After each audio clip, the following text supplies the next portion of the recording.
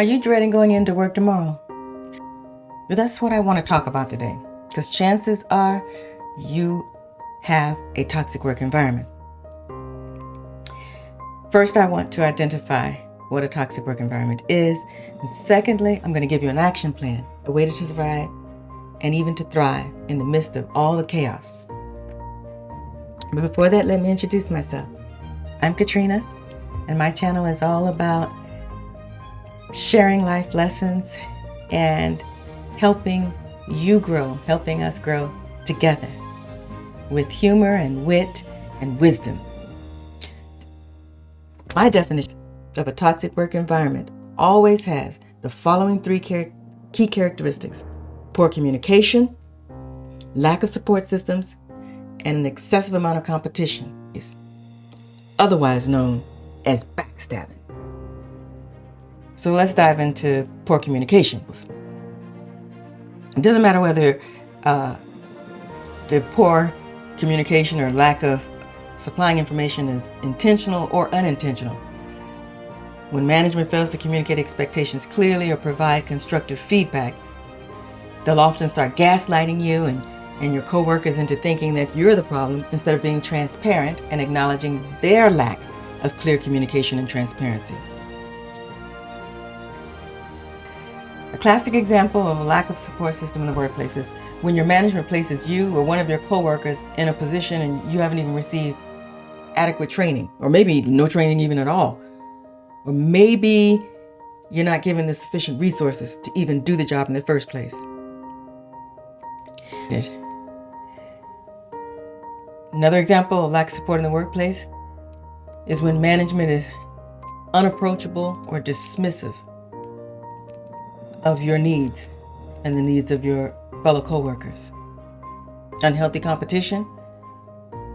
Now, don't misunderstand me. A certain level of competition in the workplace is good because it can drive performance and productivity. But just because something is good doesn't make it better. An example of an excessively competitive and toxic workplace would be one where employees are pitted against each other and there's backstabbing and gossip and just general overall hostility.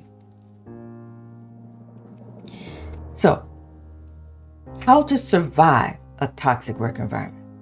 I'm gonna give you my pointers. I'm gonna give you what has helped me, and I believe that when you apply these to your current situation, it'll help you push through until you can see your way out. First, you got to establish boundaries. You got to understand that no one in the administrative or managerial area at your job has your best interests at heart ever. That's why setting boundaries is going to be absolutely crucial for your survival. Otherwise, they will literally work you to death. And after you're dead, they will move on to the next person like you never even happened. I don't think you want that. You're worth more than that. So learn how to say no. When unreasonable demands outside of your key duty functions at work for which you're hired to do, when they're trying to thrust that upon you, learn how to say no. When they try to manipulate you or guilt you into relinquishing your personal time for their gain. And we oftentimes get fooled into thinking that if we bend over backwards, that we can somehow make it better or that we'll be moved up. It doesn't work like that. You'll simply be used, and more often than not, the person, and you don't want to be that person. But the person who's always bending over backwards and trying to do the most is usually the person who gets passed over for the promotion. Again, I'm going to say it again. Stop thinking that this toxic work environment gives a rat's behind about you. Two of my favorite mantras with respect to establishing boundaries in the workplace is this. A, the word no is not a cuss word. And B, the word no is a complete sentence in and of itself. It encompasses the subject, the verb, the adjective, the predicate, whatever else you want to throw in there. Practice it, learn how to say it confidently. I'm going to say that women in particular really struggle with this because so many of us women have been raised and trained and indoctrinated to be submissive, to be supportive, and to be nurturing. And while there's nothing really wrong with any of those three traits, It can and will be used against you if you're in a toxic work environment. So you got to get in there and put your big girl panties on when you walk through those doors. In addition to establishing boundaries, make self-care priority number one, always. Focus on establishing a center within yourself where you can maintain peace. I have a mantra that I say almost every day, and it goes like this. I bring the peace, and I refuse to relinquish the peace that I fought so hard for to any person, place, or thing. I bring the peace. I don't care if everything around me is a whirling dervish. That's like a nod to The Sound of Music, one of my favorite movies. But I don't care if everything around me is a whirling dervish.